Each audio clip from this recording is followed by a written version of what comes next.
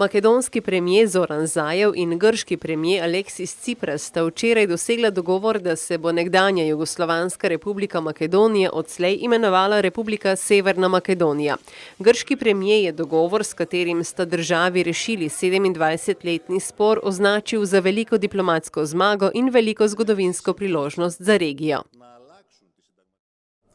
Στη συμφωνία που καταλήξαμε, για πρώτη φορά προβλέπεται ότι οι βόρειοι γειτονές μας δεν έχουν και δεν μπορούν να διεκδικήσουν στο μέλλον καμία σχέση με τον αρχαίο ελληνικό πολιτισμό της Μακεδονίας.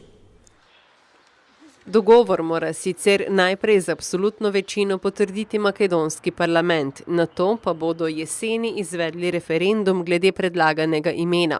Če bo predlog na referendumu potrjen, bodo v Skopju spremenili ustavo. Веднаш после ратификацијата, Република Грција ќе испрати писмо до генералниот секретар на НАТО, со кое ќе го извести дека меѓу двете земји веќе нема спор и дека не постојат пречки Македонија да добие покана за членство во НАТО.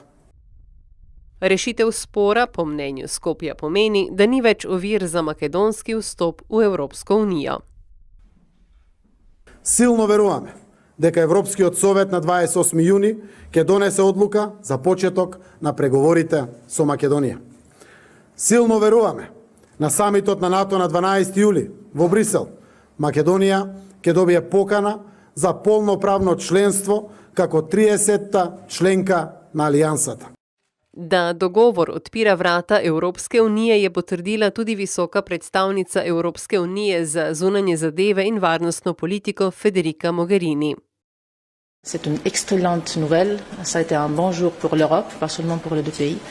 Et on va accompagner avec tous les efforts, tous les instruments, tous les moyens nécessaires, comme Union européenne, l'implémentation de l'accord. Et pour être très synthétique, personnellement, je pense que oui, ça va ouvrir la porte.